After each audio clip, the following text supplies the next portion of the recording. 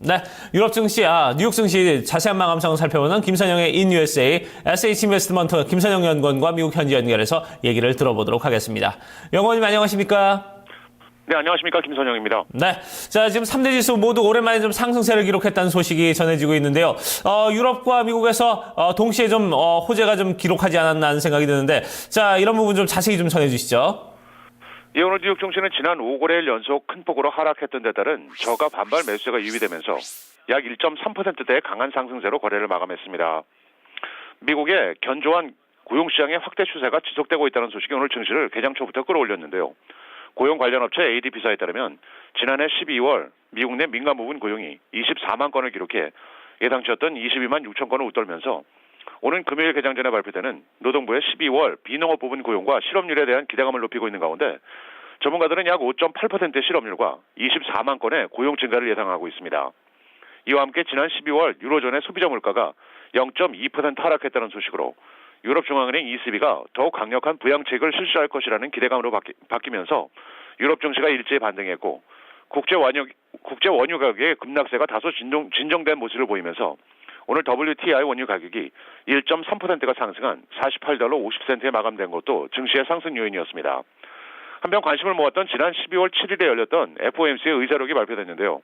이에 따르면 연준 위원들은 미국 내 저인플레이션에도 불구하고 기준금리 인상에 장애물이 되지는 못할 것이라는 인식을 갖고 있는 것으로 나타났으며 이 회의 직후 제넷 옐렌 의장은 인상 시기가 빨라도 4월 이후가 될 것으로 시사한 바 있습니다. 오늘 업종별로는 에너지를 비롯해 금융과 건설, 제약, 바이오, 소매, 운송, 카지노 업종 등이 상승했던 반면 소셜 네트워크를 비롯한 인터넷 업종과 통신, 항공 업종 등이 소폭 하락했으며 마지막으로 10년 만기 국채금리는 어제보다 하락한 1.954%의 거래를 마쳤습니다. 네, 자 이제 주요 소식들 저희가 좀 얘기를 좀 들어보도록 하겠습니다. 자 특징 종목들이나 뭐 이런 부분도 좀 살펴봐야 될 것 같은데 글로벌 기업들의 가격 담합 행위와 관련해서 이제 부과받은 벌금 액수가 뭐 사상 최대 수치를 기록했다 이런 얘기들이 들리고 있습니다. 이 부분 좀 자세히 좀 전해주시죠. 예, 지난 한 해 동안 각국의 규제 당국이 글로벌 기업들의 카르텔 행위, 즉 가격 담합 행위에 대해 부과한 과징금의 규모가 지난해보다 31%가 크게 늘어난 53억 달러를 기록해 사상 최대 액수를 기록했다고 미국의 로펌인 L&N 오버리가 발표했습니다. 가장 많은 과징금을 부과한 주체는 유럽연합 EU로 자동차 볼 베어링과 스위스 프랑 금리 파생 상품 담합 등을 접발해 약 23억 1,800만 달러의 과징금을 매겼고 그 다음은 브라질로 16억 6,600만 달러, 한국도 10억 1,100만 달러의 과징금을 매겨 두 나라 모두 사상 최저치를 기록했는데요. 특히 한국의 경우는 자동차 부품과 건설 부분이 가장 많은 과징금을 부과받은 것으로 나타났습니다. 오늘 특징 종목들입니다.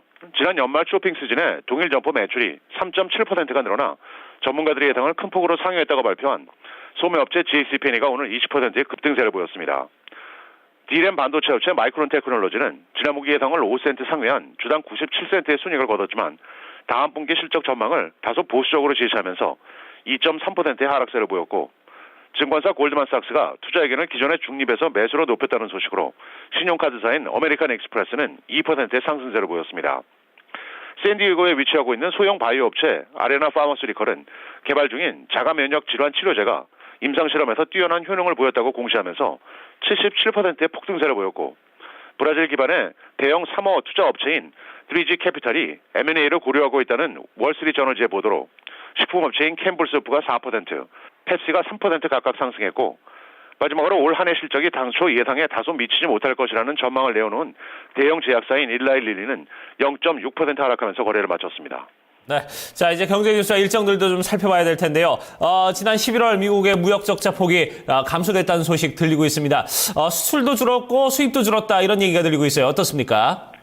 예, 그렇습니다. 연방상무부에 따르면 지난 11월 미국의 무역 적자 규모가 원유 수입 감소 등으로 인해 전달보다 7.7%가 줄어든 390억 달러를 기록해 예상치였던 420억 달러에 미치지 못하면서 2013년 12월 이후 가장 낮은 수준을 기록했습니다. 11월 중 수입이 2.2%가 감소한 2,354억 달러를 기록해 지난해 2월 이후 가장 낮은 수준을 보였고 수출 역시 1%가 줄어든 1,964억 달러였는데요. 수출과 수입 모두 롱비치항의 노사 분규가 영향을 주었다는 분석입니다. 한편 11월 중 원유 수입 규모는 1억 8,900만 배럴을 기록해 지난 1994년 이후 가장 적었습니다. 마지막으로 내일은 노동부의 주간 실업수당 청구 건수를 시작으로 연준의 11월 소비자 신용, 그리고 12월 기업 해고 건수 등의 경제 지표와 함께 미 최대 주류 유통업체인 컨스털레이션 브랜드와 외식업체 류비 투스데이, 소매업체인 패밀리달러, 베스트 앤 비욘드, 그리고 포장업체인 컨테이너 브랜드 등이 실적을 발표할 예정입니다. 네, 알겠습니다. 오늘도 좋은 말씀 고맙습니다. 네, 고맙습니다. 네. 자, 이렇게 미국 현지 연결해서 저희가 뉴욕 증시 마감 상황 살펴봤습니다. 3대 지수 모두 다 오랜만에 반등세를 보이면서 강한 상승을 이어가는 그런 소식을 접했습니다.